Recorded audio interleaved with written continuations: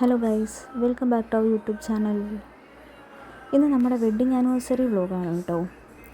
നമ്മൾ തലേ ദിവസം തന്നെ ചിക്കനും കാര്യങ്ങളൊക്കെ മാരിനേറ്റ് ചെയ്ത് വെച്ചിട്ടുണ്ടായിരുന്നു. മന്തി ആൻഡ് ഷവായ ഉണ്ടാക്കാമെന്നായിരുന്നു നമ്മൾ വിചാരിച്ചിട്ടുണ്ടായിരുന്നത്.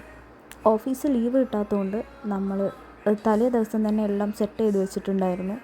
മോർണിംഗ് തന്നെ എഴുന്നേറ്റിട്ട് പായസം ഉണ്ടാക്കിയിട്ടുണ്ടായിരുന്നു. ഇവിടെ ഉള്ളവർക്കൊന്നും പായസം എന്താണെന്നുള്ളത് അറിയത്തില്ല. സോ നമ്മൾ അവർക്ക് കൊടുക്കാൻ വേണ്ടിയിട്ട് ഉണ്ടാക്കിയതായിരുന്നു.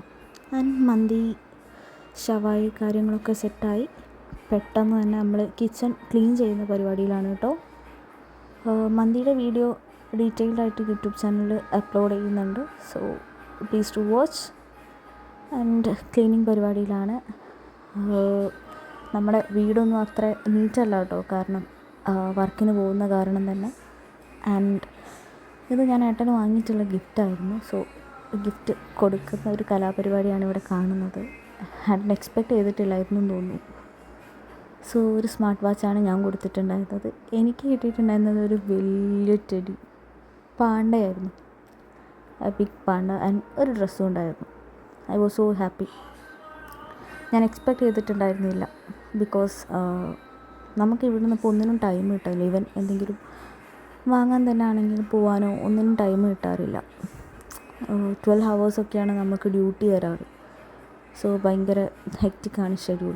അതിനുശേഷം നമ്മൾ നൈറ്റ് ഫ്ലിക്ക് ആൻഡ് ഫ്ലാക്ക് ബീച്ചിൽ പോയിട്ട് കേക്കൊക്കെ കട്ട് ചെയ്തിട്ടുണ്ടായിരുന്നു. എന്താണെന്നറിയത്തില്ല, ആ ഒരു ദിവസം സ്കൈ ഭയങ്കര ബ്യൂട്ടിഫുള്ളായിരുന്നു. അത് വീഡിയോയിൽ മനസ്സിലാവുന്നുണ്ടോ എന്നുള്ള കാര്യം എനിക്കറിയത്തില്ല. But it was so beautiful. And നമ്മൾ കേക്ക് കട്ട് ചെയ്തു. കേക്ക് പൂജയുടെയും ലിൻഡുടെയും ഗിഫ്റ്റായിരുന്നു കേട്ടോ. നമ്മൾ കേക്ക് കട്ട് ചെയ്തു, നമ്മൾ അങ്ങോട്ടും ഇങ്ങോട്ടും ഷെയർ ചെയ്തു. നമ്മളിത് കേക്ക് കട്ട് ചെയ്തുകൊണ്ടിരിക്കുന്ന സമയത്ത് അവിടെ ഒരു മൊറീഷ്യൻ ഉണ്ടായിരുന്നു കേട്ടോ. ആൾ ഭയങ്കര ക്യൂരിയസ് ആയിട്ട് ഇങ്ങനെ നോക്കിക്കൊണ്ടിരിക്കുമായിരുന്നു. ആൾ കുറേ നേരം നമ്മുടെ അടുത്ത് വന്നിരുന്നു, നമ്മുടെ കൂടെ ഫോട്ടോസൊക്കെ എടുത്തിട്ടുണ്ടായിരുന്നു. ആൻഡ് ആളെന്തോ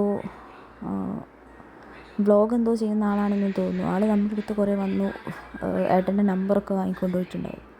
അതിനുശേഷം നമ്മൾ വീട്ടിൽ വന്നു, മന്തി കഴിച്ചു.